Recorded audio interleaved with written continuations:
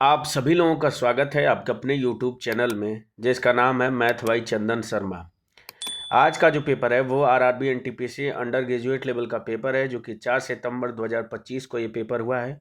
Third shift का ये paper है। तो इसमें क्वांट के जो 30 महत्वपूर्ण क्वेश्चन पूछे गए थे उनको मैं इस वीडियो में एक एक करके सॉल्व कराऊंगा। तो अगर आप इस चैनल पर पहली बार विजिट कर रहे हैं तो चैनल को जरूर सब्सक्राइब कर लें। वीडियो अच्छी लगे तो आप लाइक कर सकते हैं, नहीं अच्छा लगता है तो आप अपनी स्वेच्छा से उसे डिसलाइक भी कर सकते हैं। इसके पहले के जितने शिफ्टों में पेपर हुए हैं उन सभी के सॉल्यूशन मैंने चैनल पे अपलोड कर दिया है। अगर आपने ग्रुप डी का फॉर्म भरा है और अब तो उसकी एग्ज़ाम डेट भी आ चुकी है, अगर गिन के देखा जाए तो मुश्किल से 1 सप्ताह बचे हुए हैं।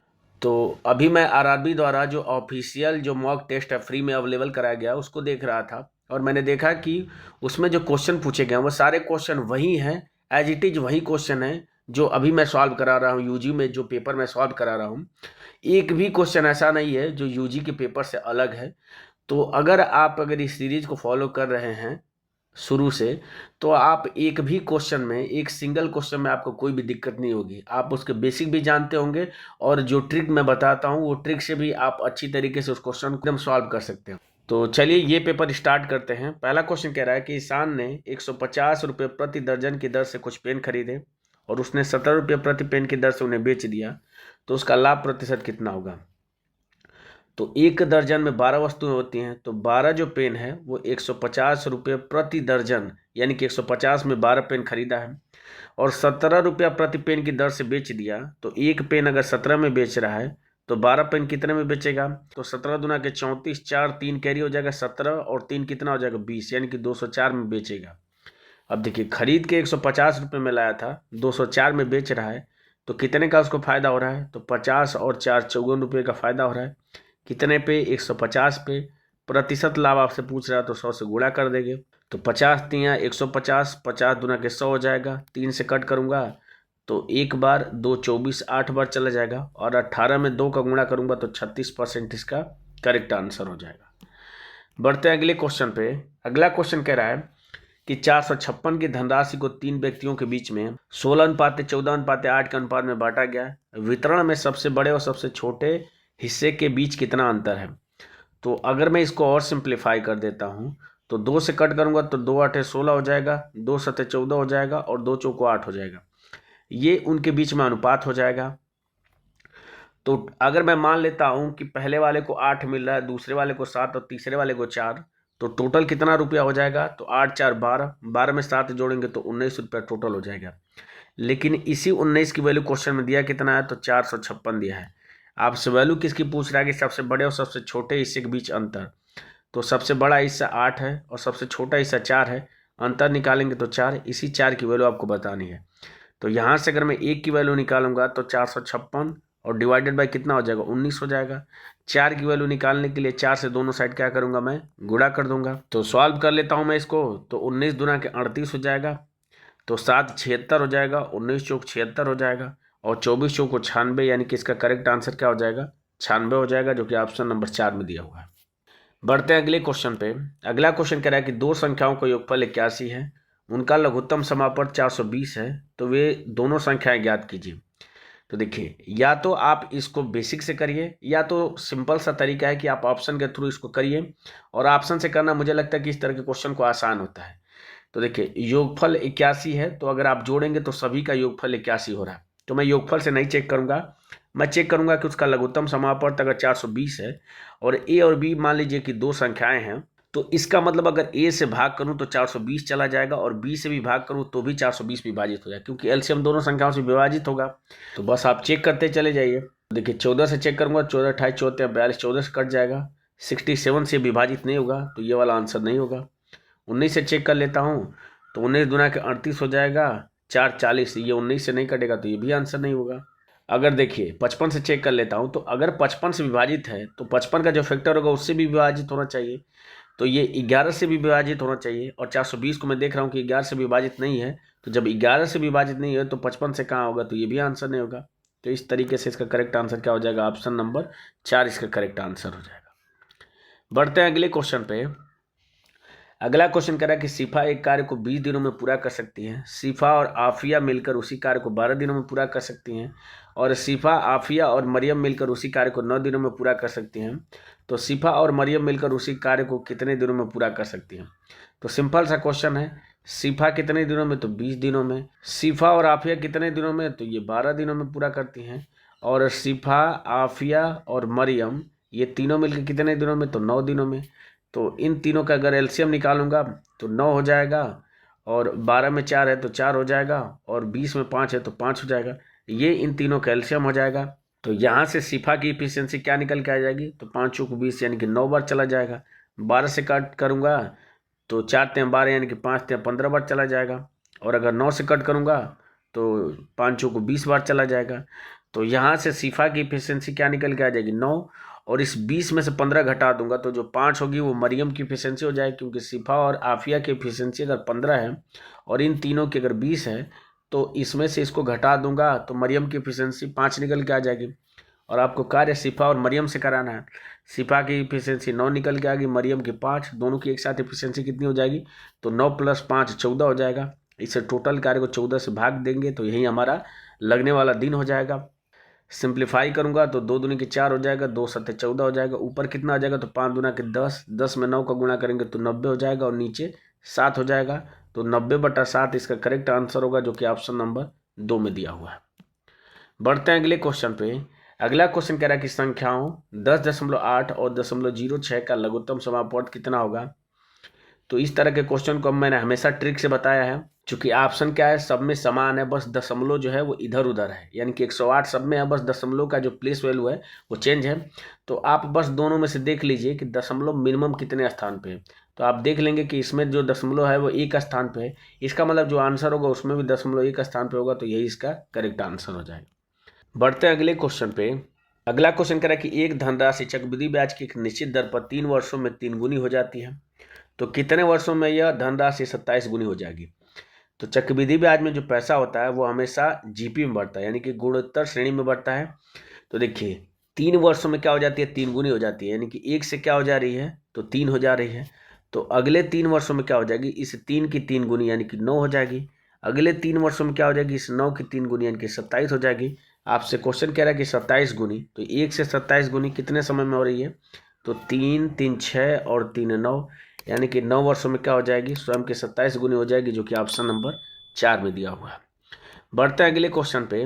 अगला क्वेश्चन कह रहा है कि एक व्यापारी चावल को 68% के लाभ पर बेचने का दावा करता है, लेकिन वह बेईमानी से उस बाट पर अंकित वजन से 12% कम वजन का उपयोग करता है। व्यापारी द्वारा अर्जित लाभ का कुल प्रतिशत ज्ञात करिए। तो देखिए 100 रुपये में खरीद के लाया है और 68% का लाभ कमा रहा है, यानी कि 168 में बेच रहा है। और पैसा कितने का ले रहा है? तो 1000 ग्राम का पैसा ले रहा है, लेकिन 12% कम दे रहा है। इसका मतलब दे कितना रहा है? तो 880 ग्राम दे रहा है। तो ये उसका सीपी हो जाएगा और ये उसका एसपी हो जाएगा। सिंप्लीफाई करूंगा तो 1 2 3 1 2 3 0 कैंसिल हो जाएगा। अब खरीद के 88 रुपये में लाया था और बेच कितने रुपये में रहा है? तो 168 में बेच रहा है। तो कितना अधिक है ये इससे? तो घटा दीजिए तो ये हो जाएगा 0 हो जाएगा, और 16 में से 8 जाएगा 8 हो जाएगा, यानी कि 80 रुपया अधिक में बेच रहा है। खरीद के 88 में लाया था, प्रतिशत आपसे लाभ पूछ रहा है तो 100 से गुणा कर दूंगा मैं। तो सिंप्लीफाई कर लूँगा इसको मैं, तो 8 से अगर कट कर लेता हूँ तो ये 10 बार चला जाएगा और ये 11 बार चला जाएगा। ऊपर कितना हो जाएगा? तो 1000 हो जाएगा। और अगर 11 से भाग करूँगा तो 11 से कट करूँगा तो ये 9 बार चला जाएगा, तो 99 हो जाएगा। 1 10 हो जाएगा, 0 बढ़ा लेंगे तो 100 हो जाएगा। 11 9 99, यानी कि 9 बार चला जाएगा, यानी कि 90.9 आएगा। अप्रोक्सीमेट में करेंगे तो ये 91% हो जाएगा, और 91% ऑप्शन नंबर 2 में दिया है, तो यही इसका करेक्ट आंसर हो जाएगा। बढ़ते हैं अगले क्वेश्चन पे। अगला क्वेश्चन कह रहा है कि आर्यन को 977 किलोमीटर दूर स्थित अहमदाबाद 11 घंटे में पहुंचना है। 4 घंटे के लिए उसकी प्रारंभिक जो चाल है वो 39 किलोमीटर प्रति घंटा है। अगले 140 किलोमीटर के लिए उसकी चाल 35 किलोमीटर प्रति घंटा है। 11 घंटे के निर्धारित समय में अहमदाबाद पहुंचने के लिए अब उसे किस चाल से यात्रा करनी चाहिए? तो टोटल जो दूरी है वो 977 किलोमीटर की दूरी है, 11 घंटे में तय करना है। 4 घंटे में कितनी स्पीड से? तो 39 की स्पीड से अगर चल रहा है तो 4 घंटे में कितना चल लेगा?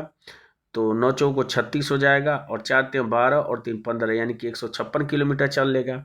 आगे कह रहा है कि 140 किलोमीटर की अगली जो यात्रा है, यानी कि 140 किलोमीटर 35 किलोमीटर प्रति घंटे की चाल से चलता है, तो 35 चौको 140 हो जाएगा, क्योंकि 35 दूना के 70 दूना के 140 हो जाएगा।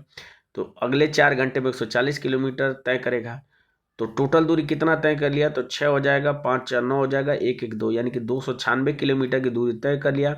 कितने घंटे में, तो 4 4 8 घंटे में। तो अब बची दूरी कितनी है, तो घटा लूंगा मैं। तो 7 में से 6 जाएगा 1 हो जाएगा, 17 में से 9 जाएगा तो 9 8 17 हो जाएगा, 8 में से 2 जाएगा 6 हो जाएगा। और समय कितना बचा है, तो टोटल समय 11 घंटे हैं, 8 घंटे यूज कर लिया है, तो 3 घंटे बचे होंगे। तो अब 3 घंटे में 681 किलोमीटर उसको दूर जाना है। तो स्पीड क्या होनी चाहिए, तो 681/3 हो जाएगा। भाग दे दूंगा तो 3 दूना के 6 हो जाएगा, और 3 दूना के 6 2 21, 3 7 21 हो जाएगा, यानी कि 227 किलोमीटर प्रति घंटा इसका करेक्ट आंसर होगा, जो कि ऑप्शन नंबर 3 में दिया हुआ है। बढ़ते हैं अगले क्वेश्चन पे। अगला क्वेश्चन कह रहा है कि 7 का स्क्वायर प्लस रूट में 10 का स्क्वायर माइनस 2 कड़ी में 64 माइनस 6 का मान कितना होगा।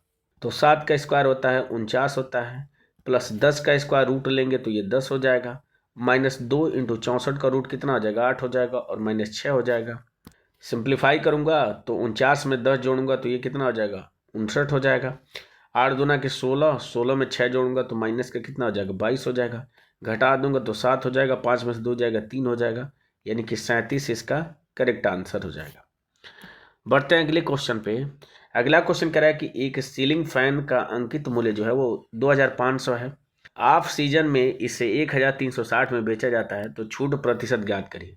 तो देखिए कितना रुपया कम में इसको बेचा जा रहा है, तो 2500 में से 1360 घटा दीजिए तो 0 हो जाएगा। 10 में से 6 जाएगा तो 4 हो जाएगा, 4 में से 3 जाएगा 1 हो जाएगा, 2 में से 1 जाएगा 1 जाएगा। तो 1140 रुपये कम में बेच रहा है, कितने पे, तो 2500 पे। प्रतिशत छूट पूछ रहा है तो 100 से गुणा कर दूंगा, तो 0 से 0 आपका कैंसिल हो जाएगा। 25 से भाग करूंगा तो 25 चौको 100 हो जाएगा, 14 140 हो जाएगा, और 25 पचे 125 हो जाएगा, और ये कितना बचेगा, तो 15 150 बचेगा। तो 25 छक्का 150, यानी कि 45.6% का क्या होगा, उसको छूट देगा, जो कि ऑप्शन नंबर 2 में दिया हुआ है। बढ़ते हैं अगले क्वेश्चन पे। अगला क्वेश्चन कह रहा है कि 2 क्रमागत प्राकृतिक संख्याओं का गुणनफल 30 है, तो दोनों में से बड़ी संख्या क्या होगी। तो अगर ऑप्शन से मैं चेक करता हूं, तो अगर बड़ी संख्या 24 है तो क्रमागत संख्याएं हैं, तो छोटी संख्या क्या हो जाएगी, 23 हो जाएगी। 23 में 24 का गुणा करूंगा तो लास्ट में कितना आ रहा है, 2 आ रहा है। इसमें तो गुणनफल क्या होना चाहिए, 30 होना चाहिए, 0 होना चाहिए, तो ये आंसर तो होगा नहीं। 12 में 11 का गुणा करेंगे तो ये भी 30 नहीं होगा। 3 में 2 का गुणा करेंगे तो ये भी 30 नहीं होगा। तो इसका करेक्ट आंसर क्या हो जाएगा, ऑप्शन नंबर 2 हो जाएगा, क्योंकि 6 बड़ी संख्या हो जाएगी तो छोटी संख्या क्या हो जाएगी, 5 हो जाएगी। 6 में 5 का गुणा करेंगे तो 30 इसका आंसर निकल के आ जाएगा। बढ़ते हैं अगले क्वेश्चन पे। अगला क्वेश्चन कह रहा है कि एम और एन ने एक व्यवसाय शुरू किया। एम ने 5 महीने के लिए एन से 66,000 अधिक निवेश किया। तो अगर एन ने एन निवेश किया तो एम ने कितना निवेश किया, तो एन प्लस 66,000, यानी कि इससे 66,000 अधिक निवेश किया। और ये कितने समय के लिए, तो 5 महीने के लिए, तो इंटू 5 हो जाएगा। और एन कितने महीनों के लिए, तो 7 महीनों के लिए। तो ये इनके निवेश का अनुपात हो जाएगा, और यही इनके लाभ का भी अनुपात हो जाएगा। तो आगे क्वेश्चन कह रहा है कि अगर कुल लाभ 3,895 है और एम का हिस्सा एन के हिस्से से 205 अधिक है, तो एम द्वारा निवेश की गई पूंजी ज्ञात करिए। तो इनको पहले जोड़ लेता हूं मैं, तो टोटल लाभ हो जाएगा। तो 5n और 7n, तो 7 5 12n हो जाएगा, और प्लस कितना हो जाएगा, तो 5 इंटू 66,000 हो जाएगा। ठीक है। और अगर मैं घटा दूंगा तो 5n में से 7n माइनस होगा, तो ये माइनस का कितना हो जाएगा, 2n हो जाएगा। और ये कितना हो जाएगा, तो 5 इंटू 66,000 हो जाएगा। ये बराबर किसके हो जाएगा, तो टोटल लाभ कितने का है, तो 3,895 का है। और m का हिस्सा n के हिस्से से कितना अधिक है, तो 205 अधिक है। तो ये देख लीजिए इसका कितने गुना है, तो एक बार चला जाएगा। तो एक बार चला जाएगा तो कितना हो जाएगा, तो ये 4 हो जाएगा, और ये 8 हो जाएगा, और ये 1 हो जाएगा। 5 उतर जाएगा। अब कितनी बार चला जाएगा, तो 9 5 45, साफ साफ दिख रहा है कि 9 बार चला जाएगा। तो ये इसका 19 गुना है। तो बस इसका तिर्यक गुणा कर दीजिए। तो तिर्यक गुणा करेंगे तो ये कितना हो जाएगा, तो 19 गुना के 38 हो जाएगा। 38 में 12 जोड़ेंगे तो कितना हो जाएगा, 50n हो जाएगा। इसकी वैल्यू किसके बराबर हो जाएगी, तो ये 5 इंटू 66,000 तो दोनों में है, तो इसको मैं कॉमन ले लेता हूँ। और 19 में से 1 घट जाएगा तो 18 हो जाएगा। सिंप्लीफाई कर लूँगा मैं, तो देखिए 0 से 0 कैंसिल हो जाएगा, 5 से 5 कैंसिल हो जाएगा। तो यहाँ से n की वैल्यू क्या निकल के आ जाएगी, तो गुणा करूँगा तो 0 0 हो जाएगा, 18 छक्का 108 हो जाएगा, 10 हो जाएगा, 18 छक्का 108 और 10 कितना हो जाएगा, तो 118 हो जाएगा। तो यहाँ से n की वैल्यू क्या निकल के आ गई, तो 1,18,800 निकल के आ गई। आपसे m द्वारा निवेश की गई पूंजी यानी कि n प्लस 66,000 की वैल्यू पूछ रहा है, तो बस क्या करिए कि 1,18,800 में 66,000 क्या करिए जोड़ दीजिए, वही आपका आंसर हो जाएगा। तो जोड़ेंगे तो 0 0 8 हो जाएगा, 8 6 14 को 4 हो जाएगा, 6 1 7 और 1 8 हो जाएगा और ये 1 हो जाएगा। तो 1,84,800 इसका करेक्ट आंसर होगा, जो कि ऑप्शन नंबर 1 में दिया हुआ है। बढ़ते हैं अगले क्वेश्चन पे। अगला क्वेश्चन कह रहा है कि निम्नलिखित का मान ज्ञात करिए। तो 196 का रूट कितना हो जाएगा, 14 हो जाएगा। 324 का रूट कितना हो जाएगा, तो 18 का स्क्वायर होता है, तो दशमलव कितना हो जाएगा, 1 8 हो जाएगा। माइनस 576 किसका होता है, तो ये 24 का होता है, तो ये 2.4 हो जाएगा। तो यहाँ से अगर मैं इसको जोड़ूंगा तो 14.18 हो जाएगा। इसमें से 2.4 माइनस कर दूंगा तो ये हो जाएगा 8 हो जाएगा। 11 में से 4 जाएगा 7 हो जाएगा और यहाँ पे 13 में से 2 जाएगा 11 हो जाएगा, यानी कि 11.78 इसका करेक्ट आंसर हो जाएगा। बढ़ते हैं अगले क्वेश्चन पे। अगला क्वेश्चन कह रहा है कि ए 2 स्टेशनों के बीच रेलवे ट्रैक 19 दिनों में बिछा सकता है। आगे कह रहा है कि बी उसी कार्य को 15 दिनों में कर सकता है और सी की सहायता से, इसका मतलब क्या है कि ए प्लस बी प्लस सी तीनों मिलके केवल 3 दिनों में बिछा सकते हैं। तो सी अकेले यह कार्य कितने दिनों में पूरा करेगा, तो इन तीनों का एलसीएम क्या हो जाएगा, तो 19 × 15 इनका एलसीएम हो जाएगा। यहाँ से ए की इफिशियंसी क्या निकल के आ जाएगी, तो 15 निकल के आ जाएगी। बी की इफिशियंसी क्या निकल के आ जाएगी, 19, और ए प्लस बी प्लस सी की इफिशियंसी क्या निकल के आ जाएगी, तो 19 25 95 निकल के आ जाएगी। ठीक है, तो अगर मैं ए प्लस बी की इफिशियंसी जोड़ लेता हूँ तो 15 में 19 जोड़ूंगा तो 9 5 14 को 4 हो जाएगा, 1 1 2 और 1 3 हो जाएगा। तो अगर मैं इसमें से 34 घटा लेता हूं तो सी की इफिशियंसी क्या निकल के आ जाएगी, तो 1 और 6 निकल के आ जाएगी। अब इसी इफिशियंसी से इस टोटल कार्य को कराना है तो बस 61 से भाग कर दीजिए, यही आपका आंसर निकल के आ जाएगा। तो अगर ऊपर देखूं तो 9 5 45, लास्ट में 5 आ रहा है। आप देख लीजिए कि लास्ट में 5 किस में आ रहा है। देखिए एक एकम में 1 और 1 जोड़ेंगे तो 2 हो जाएगा, तो ये आंसर नहीं होगा। 3 और 1 4 होगा तो ये भी आंसर नहीं होगा। 7 और 1 8 होगा तो ये भी आंसर नहीं होगा। 4 और 1 5 होगा, बिल्कुल इसमें लास्ट में 5 आ रहा है, तो यही इसका करेक्ट आंसर हो जाएगा। बढ़ते हैं अगले क्वेश्चन पे। अगला क्वेश्चन कह रहा है, ट्रिग्नोमेट्री का क्वेश्चन कह रहा है कि निम्नलिखित का मान कितना होगा। तो देखिए अगर इसको मैं ध्यान से देखता हूं तो ये ए क्यू माइनस बी क्यू के फार्मूले पे है, और ए क्यू माइनस बी क्यू का फार्मूला क्या होता है, तो एक ब्रैकेट में ए माइनस बी होता है और दूसरे ब्रैकेट में क्या होता है, तो ए स्क्वायर प्लस बी स्क्वायर और प्लस ए बी होता है। तो देखिए यहाँ से साइन स्क्वायर ए प्लस कॉस स्क्वायर ए, इसकी वैल्यू 1 हो जाएगी। तो 1 plus sign A into cos A, 1 plus sign A into cos A नीचे दिया है, तो इससे ये पूरा कैंसिल हो जाएगा। तो यहाँ पे क्या बचेगा, तो sign A minus cos A बचेगा। अब इसको अगर मैं सॉल्व करता हूँ, देखिए ये कितना हो जाएगा, तो 2 इंटू साइन स्क्वायर कितना हो जाएगा, 54 अंश हो जाएगा, और सेक स्क्वायर 36 अंश को बदलेंगे तो ये किसके बराबर हो जाएगा, तो ये हो जाएगा कोसेक स्क्वायर 54 अंश के बराबर हो जाएगा। क्योंकि सेक थीटा को क्या लिख सकते हैं, कोसेक 90 माइनस थीटा लिख सकते हैं। तो मैं अगर लिख दूंगा तो 90 माइनस थीटा, थीटा की जगह पर 36 है, 90 में से 36 घटाएंगे तो 54 हो जाएगा। अब देखिए ये कट के 1 हो जाएगा, तो यहाँ पे क्या बचेगा, 2 बचेगा, और यहाँ पे क्या बच रहा था, तो sign A minus cos A, तो प्लस 2 बस क्या हो जाएगा, इसका आंसर हो जाएगा। देख लीजिए किस में दिया है, तो sign A minus cos A plus 2 option number 4 में दिया है, तो यही इसका करेक्ट आंसर हो जाएगा। बढ़ते हैं अगले क्वेश्चन पे। अगला क्वेश्चन कह रहा है कि एक बल्लेबाज द्वारा 23 मैच में बनाया गया औसतन जो रन है वो 44 है। तो लिख लेता हूं, तो 23 मैचों में 44 के औसत से रन बनाता है, अगले 10 मैचों में 14 के औसत से रन बनाता है, तो सभी 33 मैच में उसके द्वारा बनाया गया औसत रन कितने होंगे। तो अगर मैं ऑप्शन पे देखूं तो सभी ऑप्शन आपके 30 के आसपास हैं, तो मैं औसत मान लेता हूं कि 30 है। तो ये 44 कितना अधिक है, तो 14 अधिक है, कितने पे, तो 23 पे अधिक है, तो 14 इंटू कितना हो जाएगा, 23 हो जाएगा।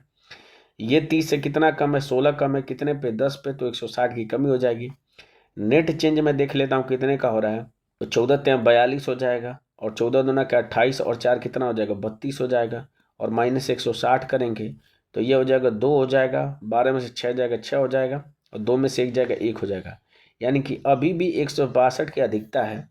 तो इस 162 को टोटल जो 33 पारियां उसमें मैं बांट दूंगा, तो भाग दूंगा तो कितनी बार चला जाएगा, तो 5 बार अगर लेके जाता हूँ तो 5 या 15, 5 या 15 116, यानी कि इससे अधिक चला जाएगा 162 से, यानी कि 4 दशमलव समथिंग करके आंसर आएगा। यानी कि जो औसत हमने 30 माना था वो 30 ना होकर इससे 4 दशमलव समथिंग अधिक होगा। तो 30 में 4 जोड़ेंगे तो 34 दशमलव समथिंग आना चाहिए, और 34.91 सिर्फ ऑप्शन नंबर 1 में दिया हुआ है। बढ़ते हैं अगले क्वेश्चन पे। अगला क्वेश्चन कह रहा है कि शाहिद और मीरा को अपनी अपनी कारों से दिल्ली से कानपुर जाना है। शाहिद 132 किलोमीटर प्रति घंटा की चाल से ड्राइव कर रहा है, जबकि मीरा 60 किलोमीटर प्रति घंटा की चाल से ड्राइव कर रही है। यदि शाहिद को कानपुर पहुंचने में 5 घंटे लगते हैं तो मीरा को कानपुर पहुंचने में कितना समय लगेगा। तो चूंकि दूरी फिक्स है, तो जब दूरी फिक्स है तो बस दूरी को बराबर दिखा देंगे। तो शाहिद 132 किलोमीटर प्रति घंटा के हिसाब से चल रहा है, तो कितना समय उसको लग रहा है, तो 5 घंटे लग रहा है। और इसी दूरी को 60 किलोमीटर प्रति घंटा से चलने में कितना समय लगे, यही आपसे पूछ रहा है। तो सिंप्लीफाई कर दीजिए। तो 5 से कट करूँगा तो 12 पच्चीस 60 हो जाएगा, 12 से कट करूँगा तो 12 कम में 12, 1 12 हो जाएगा। यानी यहाँ से टी की वैल्यू क्या निकल के आ जाएगी, 11 घंटे, जो कि ऑप्शन नंबर 2 में दिया हुआ है। बढ़ते हैं अगले क्वेश्चन पे। अगला क्वेश्चन कह रहा है कि 3% प्रति माह की ब्याज दर से 5 महीने में 1200 पर साधारण ब्याज ज्ञात करिए। तो राशि आपकी कितनी है, तो 1200 की राशि है। रेट आपका 3% प्रति माह है और 5 महीने का आपसे पूछ रहा है। डिवाइडेड बाई 100 कर देंगे तो 0 से 0 कैंसिल हो जाएगा। 5 या 15, 15 में 12 का गुणा करेंगे 180, इसका करेक्ट आंसर हो जाएगा। बढ़ते हैं अगले क्वेश्चन पे। अगला क्वेश्चन कह रहा है कि यदि एक लंबवृत्तीय बेलन के आधार की त्रिज्या 19% कम कर दी जाए और इसकी ऊंचाई को 122% बढ़ा दिया जाए तो इसके आयतन में प्रतिशत परिवर्तन कितना होगा। तो देखिए, बेलन का जो आयतन होता है वो होता है पाई आर स्क्वायर इंटू एच होता है, ठीक है। तो जो भी चेंज होगा वो आर स्क्वायर और एच के गुणनफल के अकॉर्डिंग चेंज होगा। तो 19% कम कर दिया जाता है, इसका मतलब क्या हो जाएगा, तो 19 पे मैं सक्सेसिव डिस्काउंट लगा देता हूँ, तो ये हो जाएगा 19 हो जाएगा, प्लस 19 हो जाएगा, और माइनस कितना हो जाएगा, तो 19 इंटू 19 हो जाएगा, और डिवाइडेड बाई 100 हो जाएगा। तो 19 दूना की कितना हो जाएगा, ये 38 हो जाएगा, और माइनस 19 का स्क्वायर कितना होता है, तो 361 होता है, और 100 से भाग करेंगे तो 0.2 स्थान पर हो जाएगा। तो घटा देंगे तो ये कितना हो जाएगा, तो 9 हो जाएगा, 9 में से 6 जाएगा 3 हो जाएगा, 7 7 में से 3 जाएगा तो 4 हो जाएगा, और ये कितना हो जाएगा, 3 हो जाएगा। यानी कि 34.39 का क्या हो जाएगा, एकल जो होगा वो कमी होगी, ठीक है। अब कह रहा है कि 122% बढ़ा दिया जाए, तो अब इस पे लगा दीजिए वही सक्सेसिव डिस्काउंट वाला फार्मूला। तो बढ़ा दिया गया, इसका मतलब प्लस में होगा, और ये माइनस में है और ये प्लस में है, तो प्लस माइनस कितना हो जाएगा, माइनस हो जाएगा। तो 122 और इंटू कितना हो जाएगा, तो 34.39 हो जाएगा, और डिवाइडेड बाई 100 हो जाएगा। तो अगर इसको सॉल्व करूंगा मैं तो घटा दूंगा तो कितना हो जाएगा, तो 1 हो जाएगा, और ये 6 हो जाएगा। यहाँ पे बचेगा 1, 11 में से 4 जाएगा तो 7 हो जाएगा, और यहाँ पे बचेगा आपका 11, 11 में से 3 जाएगा तो 8 3 11, यानी कि 87.61 हो जाएगा। माइनस इसको सिंप्लीफाई करेंगे तो कितना हो जाएगा, तो 2 से अगर गुणा करता हूँ तो 9 दूना का 18 हो जाएगा, 3 दूना के 6 के 7 हो जाएगा, और 34 दूना के कितना हो जाएगा, तो 68 हो जाएगा, और ये 8 7 8 6 हो जाएगा, और फिर कितना हो जाएगा, तो 9 3 4 और 3 हो जाएगा, 8 8 7 15 को 5 हो जाएगा, और 8 7 15 15 और 9 कितना हो जाएगा, तो 24 24 और 1 25 हो जाएगा, 8 और 2 10 6 16 और 3 19 को 9 हो जाएगा, 6 4 10 और 1 11 हो जाएगा, 3 और 1 4 हो जाएगा। कितने स्थान पे दशमलव, तो 2 स्थान पे पहले से 100 से भाग करेंगे तो 4 स्थान पे हो जाएगा, तो 4 स्थान पे दशमलव लगाएंगे तो 41.9558 आएगा। तो बस इसमें से घटा दीजिए, तो घटाएंगे तो 41.9558 हो जाएगा, ठीक है। तो अप्रोक्सीमेट में आपको आंसर बताना है, क्योंकि निकटतम पूर्णांक में, अगर ये निकटतम पूर्णांक में नहीं पूछता तो इसको लगाना आसान होता, पर आपको निकटतम पूर्णांक में बता रहा है, इसलिए हम इसका ऑप्शन का यूज नहीं कर पाएंगे। तो घटा दीजिए तो ये कितना हो जाएगा, तो अप्रोक्सीमेट में बस देख लीजिए, तो 87 में से अगर 41 घटाएंगे तो ये हो जाएगा 6 हो जाएगा, और 4 हो जाएगा, यानी 46% इसका क्या हो जाएगा, करेक्ट आंसर होगा, जो कि ऑप्शन नंबर 3 में दिया हुआ है। बढ़ते हैं अगले क्वेश्चन पे। अगला क्वेश्चन कह रहा है कि दो संख्याओं का योगफल 115 है, उनका लघुत्तम समापवर्त अगर 600 है तो वे दोनों संख्याएं ज्ञात करिए। तो इस तरह का सेम क्वेश्चन मैं आपसे अभी कराया हूँ, तो देख लीजिए कि कौन सी ऐसी दो संख्याएं जो 600 को विभाजित कर रही हैं। तो देखिए, अगर मैं दूसरे वाले ऑप्शन पे देखूं तो इसमें एक 9 का फैक्टर है, ये 600 को 9 विभाजित नहीं करेगा तो 45 कैसे करेगा, तो ये भी आंसर नहीं होगा। दूसरा अगर मैं चेक करूं तो देखिए उसमें 19 का एक फैक्टर है, 19 दूना 38, तो 19 से चेक करूंगा तो 600 को 19 विभाजित नहीं करेगा तो ये भी आंसर नहीं होगा। इसमें 11 का फैक्टर है, 11 600 को विभाजित नहीं करेगा तो ये भी आंसर नहीं होगा। तो इस हिसाब से इसका करेक्ट आंसर क्या हो जाएगा, ऑप्शन नंबर 1 हो जाएगा। बढ़ते हैं अगले क्वेश्चन पे। अगला क्वेश्चन कह रहा है कि निम्नलिखित को सरल कीजिए। तो चेक कर लीजिए, तो चूंकि एक्स स्क्वायर का कोई भी कोएफिशिएंट नहीं है तो सिर्फ मैं क्या करूंगा, एक्स का और कांस्टेंट वैल्यू का सिर्फ साइन चेक कर लेता हूँ। देखिए प्लस माइनस माइनस हो जाएगा और प्लस माइनस माइनस हो जाएगा, यानी जो भी एक्स का कोएफिशिएंट होगा वो माइनस में होगा, तो ये आंसर तो नहीं होंगे। तो या तो पहला हो सकता है या तो तीसरा हो सकता है। अब कांस्टेंट का चेक करूं तो देखिए यहाँ पे प्लस आएगा और माइनस माइनस प्लस होगा, यानी 108 प्लस में आना चाहिए और प्लस में 108 ऑप्शन नंबर 3 में दिया है, तो यही इसका आंसर हो जाएगा। बढ़ते हैं अगले क्वेश्चन पे। अगला क्वेश्चन कह रहा है कि 5 संख्याओं का योग 655 है। यदि पहली 2 संख्याओं का औसत 80 है और तीसरी संख्या अगर 103 है तो शेष 2 संख्याओं का औसत कितना होगा। तो पहली 2 संख्याओं का औसत अगर 80 है तो योग कितना हो जाएगा, तो 8 दूना के 16 160 हो जाएगा।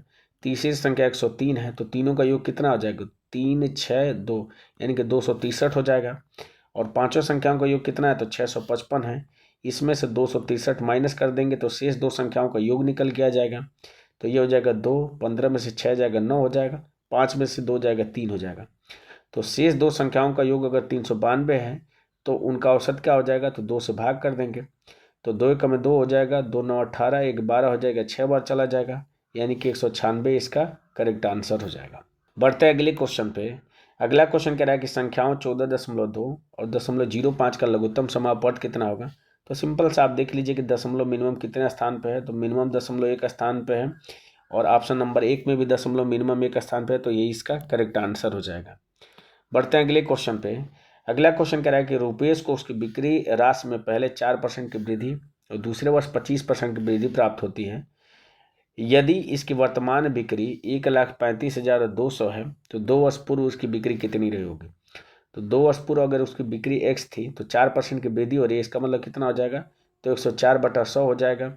दूसरे वर्ष 25% की वृद्धि हो रही है, यानी कि 125/100 हो जाएगा, यानी कि 5/4 हो जाएगा। और ये बराबर किसके है, तो 1,35,200 के बराबर है। बस इसको सॉल्व करके x की वैल्यू निकाल दीजिए। तो 4 से कट करूंगा तो 4 दूना के 8, 2 24, 6 बार चला जाएगा। 5 से कट कर दूंगा तो ये कितना आ जाएगा, तो 5 दूना के 10, 3 35, 5 7 35, 0 हो जाएगा, 5 चौको 20 हो जाएगा। तो यहाँ से x की वैल्यू क्या निकल के आ जाएगी, तो 27040 और इंटू 100 हो जाएगी और डिवाइडेड बाई कितना हो जाएगा, तो 26 हो जाएगा। चूंकि आंसर आपका क्या दिया है, सारे आंसर आपके पूर्णांक में, इसका मतलब नीचे वाली वैल्यू ऊपर वाली वैल्यू को विभाजित कर देगा। तो भाग दे दूंगा मैं, तो 13 दूना के 26 हो जाएगा, 13 दूना के 26, 1 10 हो जाएगा, 0 हो जाएगा 104, 13 बटे 104 हो जाएगा। 2 से कट कर लूँगा तो 1 हो जाएगा, 0 4 0 हो जाएगा और इंटू 100 हो जाएगा। 100 का गुणा करेंगे तो ये हो जाएगा 104 और इसके साथ 1 2 3 0 हो जाएंगे और 104 के बाद से 3 0 ऑप्शन नंबर 1 में दिख रहा है, तो यही इसका आंसर हो जाएगा। बढ़ते हैं अगले क्वेश्चन पे। अगला क्वेश्चन कह रहा है कि 6 वर्ष पहले एक पिता की आयु उसके पुत्र की आयु के दोगुने से 40 वर्ष अधिक थी। तो अगर पिता की वर्तमान आयु f है और बेटे की वर्तमान आयु अगर s है तो 6 वर्ष पहले इसकी आयु कितनी हो जाएगी, तो दोनों में से 6 माइनस हो जाएगा। तो 6 वर्ष पहले उसके बेटे की आयु के दोगुने से कितनी थी, तो 40 वर्ष अधिक थी, यानी कि 40 जोड़ देंगे तो पिता की आयु के बराबर हो जाएगी। तो सॉल्व करूंगा तो f माइनस 6 ये बराबर किसके हो जाएगा, तो 2s और माइनस 6 दूना के 12 हो जाएगा और प्लस 40 हो जाएगा। तो यहाँ से f की वैल्यू निकाल दूंगा तो f बराबर कितना हो जाएगा, तो 2s, 6 इधर आएगा तो प्लस हो जाएगा, 12 में से 6 घटेगा तो माइनस का 6 हो जाएगा, 40 में से 6 घटा देंगे तो कितना हो जाएगा, तो प्लस का 34 हो जाएगा। अब आपसे क्वेश्चन पूछ क्या रहा है कि अब से कितने वर्ष बाद उसकी आयु उसके पुत्र की आयु की दोगुनी रहेगी। तो अब से कितने वर्ष बाद उसकी आयु उसके पुत्र की आयु की दोगुनी रहेगी, तो यहाँ पे जो वैल्यू आती है वही आंसर होता है, तो 34 इसका करेक्ट आंसर हो जाएगा। बढ़ते हैं अगले क्वेश्चन पे। अगला क्वेश्चन कह रहा है कि 5, 12 और 13 भुजा वाले त्रिभुज का क्षेत्रफल कितना होगा। तो ये तीनों पाइथागोरियन ट्रिपलेट हैं, तो क्षेत्रफल क्या हो जाएगा, 1/2 हो जाएगा।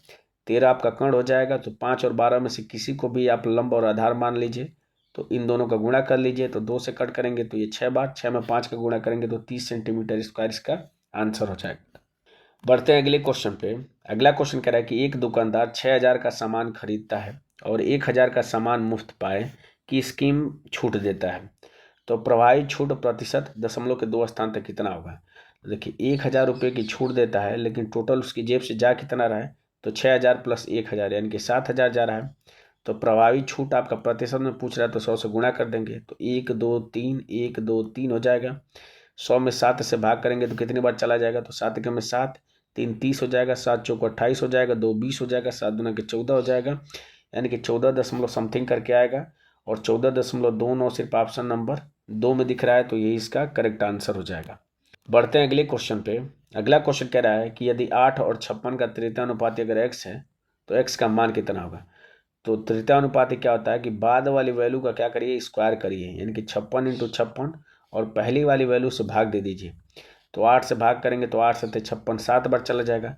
56 में 7 का गुणा करेंगे तो 7 6 42 हो जाएगा, 4 7 5 35 और 4 कितना हो जाएगा, 39 हो जाएगा, यानी कि 392 इसका करेक्ट आंसर हो जाएगा।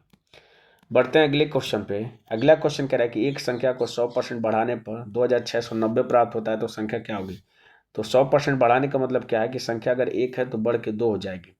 तो आपसे संख्या पूछ रहा है, 2 की वैल्यू आपको यहाँ पे इतना दिया है 2690, तो 1 की वैल्यू पूछ रहा है तो सिंपल सा इसका आधा कर दूंगा। तो 2 से भाग करूंगा तो कितना हो जाएगा, 13 दूना के 26, 45 दूना के 90, यानी कि 1345 इसका करेक्ट आंसर होगा, जो कि ऑप्शन नंबर 4 में दिया हुआ है। बढ़ते हैं अगले क्वेश्चन पे। अगला क्वेश्चन कह रहा है, और ये इस वीडियो का लास्ट क्वेश्चन है, कि एक समबाहुभुज के सभी आंतरिक कोणों का योग उसके वाय कोणों के योग के दोगुने के बराबर है। यानी कि अगर वाय कोण अगर 1 है तो आंतरिक कोण कितना हो जाएगा, 2 हो जाएगा। तो ये आंतरिक और वाय कोण का अनुपात हो जाएगा। तो जोड़ूंगा तो टोटल कितना हो जाएगा, 3 हो जाएगा। लेकिन आपको पता है कि किसी भी बहुभुज में आंतरिक और वाय कोणों का योगफल 180 अंश के बराबर होता है, तो 180 अंश हो जाएगा। आपसे पूछ कर रहा है कि बहुभुज के भुजाओं की संख्या। तो यहाँ से अगर मैं 1 की वैल्यू निकालूँ तो 1 की वैल्यू कितनी निकल के आ जाएगी, तो 3 6 18 यानी कि 60 निकल के आ जाएगी। और किसी भी बहुभुज में भुजाओं की संख्या n के लिए क्या फार्मूला होता है, तो 360 और बटा वाय कोण। वाय कोण 1 की वैल्यू क्या निकल के आई है, 60, तो बस 60 से भाग कर दीजिए। तो 0 से 0 कैंसिल हो जाएगा, 6 से भाग करेंगे 36 में तो 6 बार चला जाएगा। तो n का मान क्या निकल के आ जाएगा, 6, जो कि ऑप्शन नंबर 4 में दिया हुआ है। तो इस तरीके से RRB NTPC under graduate level का जो पेपर हुआ था 4 सितंबर 2025 को थर्ड शिफ्ट में, उसमें क्वांट के जो 30 महत्वपूर्ण क्वेश्चन पूछे गए थे उनको मैंने इस वीडियो में एक एक करके सॉल्व करा दिया है। मुझे उम्मीद है कि ये वीडियो आपको अच्छी लगी होगी, इन्फॉर्मेटिव लगी होगी। वीडियो अगर अच्छी लगी हो तो लाइक ज़रूर करें। इसके पहले के जितने शिफ्टों में पेपर हुए उनको मैंने बहुत अच्छी तरीके से सॉल्व किया है। ये जो क्वेश्चन है वो रिपीट हो रहे हैं, बार बार एक ही पैटर्न पे क्वेश्चन पूछ रहा है। तो अगर आपको कहीं पे भी नहीं समझ में आता तो इसके पीछे के जितने वीडियो हैं आप उसको एक बार चेक करिए, आपको आसान लगने लगेगा।